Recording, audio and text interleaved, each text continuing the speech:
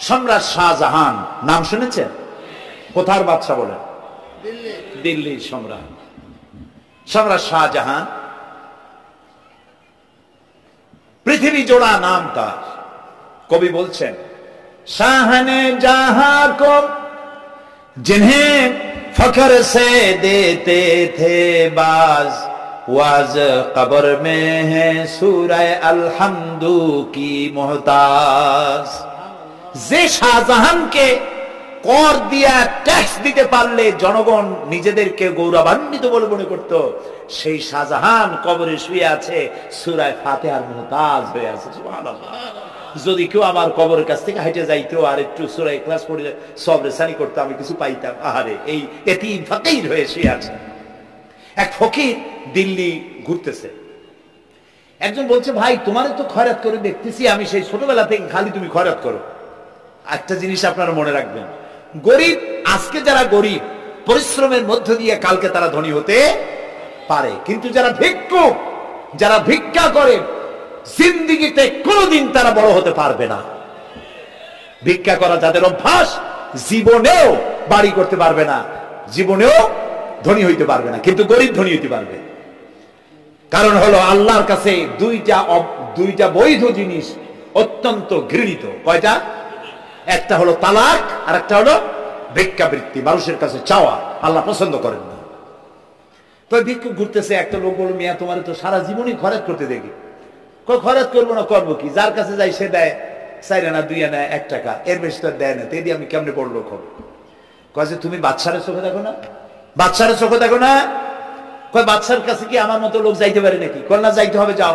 বাদশা একবার যাবা, এমন দেওয়া দেবে জীবনে আর তোমার খরচ করা লাগবে না। পাতি শিয়ালের পিছনে ঘুরে তো লাভ নাই। পাতি শিয়ালে খায় মুরগি, তোমার একটা ঠ্যাং দেবে, দাঁতের খেলালের কাজ হবে না। বাঘের পিছনে ঘোরো, বাঘে খায় গরু আর হরিণ, একটা রান দিলে তুমি 1 সপ্তাহ খাইতে পারবে। কাজে ঘুরতে গিয়েও বোঝা উচিত কার সাথে ঘুরি। তো বলছে বাদশার কাছে যাও। তো বাদশারে পাবো কই? কই তো দেখলাম কেবল মসজিদে ঢুকলো। তারপরে ফকির গিয়ে দাঁড়ায় আছে বারান্দায়, দেখে যে উনি বাদশা ভেতরে বসে হাত তুলে আছে ভাবে, আর চোখ দিয়ে পানি পড়ে দাড়ি ভিজে ভিজে পড়তেছে। নামাজ শেষ করে, মোনাজাত শেষ করে বাদশা বেরিয়েছেন। কোন বাদশা? শাহজাহান। বাইরে আসার পর ফকির বলল, আসসালামু আলাইকুম বলে ফকির রওনা করছে। বাদশা বলে, দাঁড়াও, তুমি যে রওনা করলা, তোমার তো ভিক্ষুক মনে হয়, আর লোকেরা যারা ভিক্ষুক না তারাও তো আমার কাছে চায়, আর তুমি তো ভিক্ষুক, চাইলে না কেন কিছু? ভিক্ষুক বলে, জাহাবানা, আমি কিছু চাইতে এসেছিলাম আপনার কাছে, কিন্তু আপনার করুণ অবস্থা দেখে আমার জ্ঞানের চোখ খুলে গিয়েছে। আমি দেখতে পেলাম আমি যার কাছে চাইতে এসেছি, আমি তো কান্দি না, হাতও বাতি নাই। যার কাছে চাইতে আসলাম দিল্লির সম্রাট, আবার কোন সম্রাটের কাছে হাত পেতে ভিক্ষুকের মতো কি জানি চায়, আর চোখ দিয়া পানি পড়ে দাড়ি ভিজে ভিজে পড়ছে। আমার জ্ঞানের চোখ খুলে গেছে, দুনিয়ার বাদশার কাছে আর চাইবো না। বাদশা কান্দে যে বাদশার কাছে, তার কাছেই চাইবো। প্রিয় ভাই সব, এই জন্যে জিহন সাফ করে ফেলুন। দুনিয়ার কোন মানুষের জন্য, মানুষের কাছে নয়, কোন কবরে নয়, কোন কারো কাছে নয়, আল্লাহ তাআলার কাছেই আমরা নামাজের মধ্যে ঘোষণা করেছি, ইয়াকা না'বুদু ওয়া ইয়াকা নাস্তাঈন। আল্লাহ তাআলা, তোমার একমাত্র ইবাদত করি, তোমার কাছেই সাহায্য চাই। কাজেই সাহায্য আল্লাহর কাছে। কার কাছে চাইবো বলে? আল্লাহ আমাদের ঈমান পোক্ত করে দিন। আমরা বলি আমিন, আমরা বলি আমিন। অসুখ বিসুখ হইলে পরে ধৈর্য ধরবেন। অনেক মানুষ আছে জ্বর হইলে কয় যে এত নামাজ পড়ি, খালি জ্বর আমারই হয়, এত রোজা রাখি, ভালো ভালো কাম করি, আমার ছেলের অসুখ মোটে সারি না। এই জাতীয় কথা বলবেন না।